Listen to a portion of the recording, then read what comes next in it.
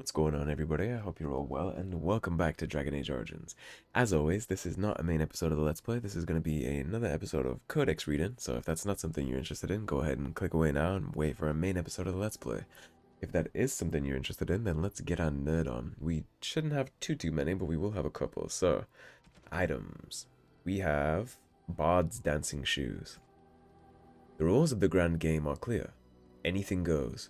If a noble cannot obtain the heights of prestige in the court by purchase, alliance, or deed, he can always obtain it by removing his rivals. In this, bards have always been invaluable. Orlesians cannot do without music and dancing.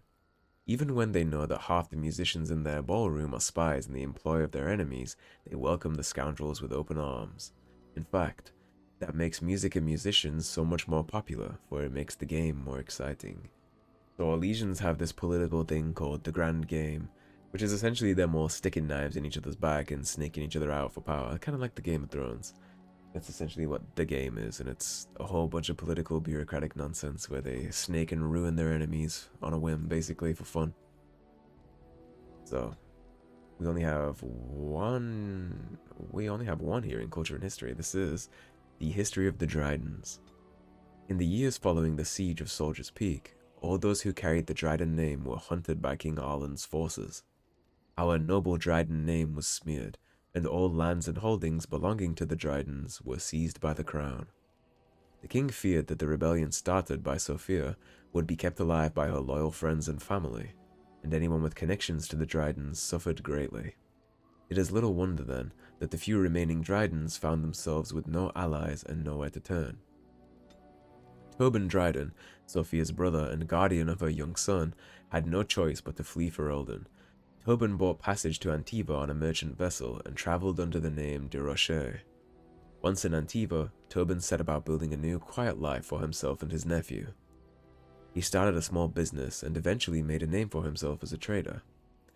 The de Rocher merchant family prospered, and the name Dryden was almost forgotten. However, in 815 Blessed, Sylvie de Rocher uncovered old documents belonging to Tobin and pieced together the family's history. In her pride, and perhaps in her naivete, Sylvie reclaimed the name Dryden and returned to Ferelden. King Arlen lies dead, and the Dryden name lives on. Our family has survived, even thrived, since the death of Sophia Dryden. The nobles of Ferelden may still spit on the Dryden name, but we Drydens know that Sophia Dryden was greater than them, almost a queen, and a hero of the people of Ferelden. From the personal files of Levi Dryden, merchant.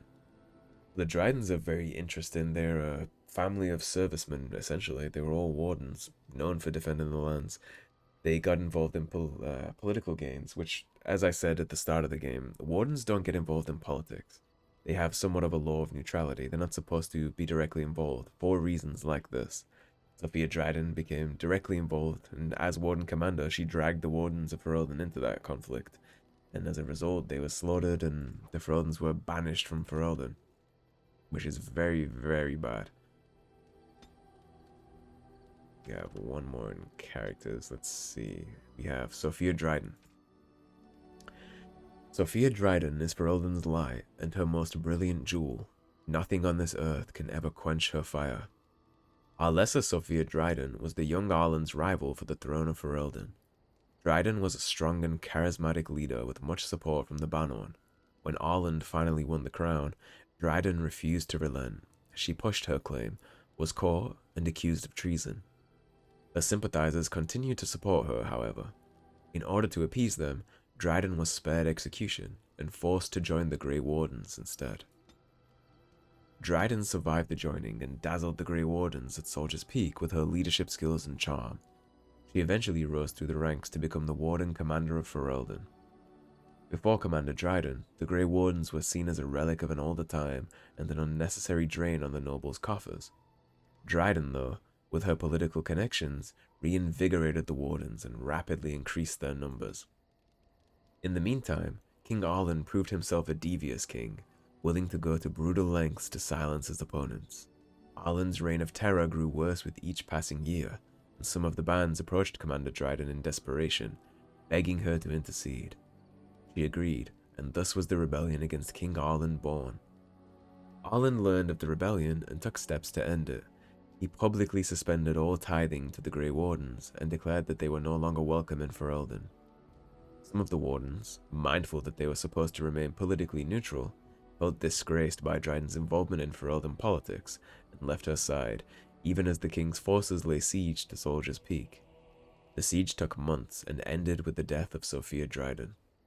From the personal files of Levi Dryden, merchant. So I misspoke. The Drydens are not a family of wardens. Sophia was the first, and she was forced to take the Grey as she was trying to usurp the throne, essentially. Or perhaps not usurp, that might be a little harsh. She was definitely trying to compete for the throne against the other guy. He won, and instead of taking her head, he made her take the Grey, kind of like they take the black in Game of Thrones. From there, it seems she kind of accepted her position and excelled. It seemed like she was a natural-born military leader, which I suppose would have made her a good queen, somewhere up there too. It would be impossible to know whether she agreed on this rebellion because she was mad that she didn't get the throne, or because she wanted to do the right thing. I guess we'll never really know. The kind reading of this is that she felt the injustice of the tyranny and decided to step in. Of course, the Wardens, as it says down here, are supposed to be neutral, and so it seems like a lot of her men abandoned her and just left Ferelden when they were banned. I'm not sure how I feel about the Wardens leaving their post, although I guess they were honoring their oaths by doing so. Sophia was the one that was dragging them through the mud. And ultimately her actions did cost Ferelden. The Wardens were banished for a long, long time. 200 years or something like that. And now the Order is in shambles in Ferelden. If she hadn't done this, then the Wardens hadn't been banished. Because it says here that she was really reinvigorating them. They were getting a lot of money. Their numbers were growing huge. Imagine if she hadn't done this. The Wardens in Ferelden would be a huge, like, military force. Perhaps we would have beat the Horde at Ostagar if she hadn't done this. This whole thing could be different if it wasn't for Sophia Dryden. Alas, the past is the past and you can't change it. Well, that is that for this codex, so we're going to wrap it up here. Thanks for watching, everybody. If you enjoyed the video, please subscribe, leave a like and a comment, and I will see you guys soon with more Dragon Age Origins. Have a good day, guys. Take care.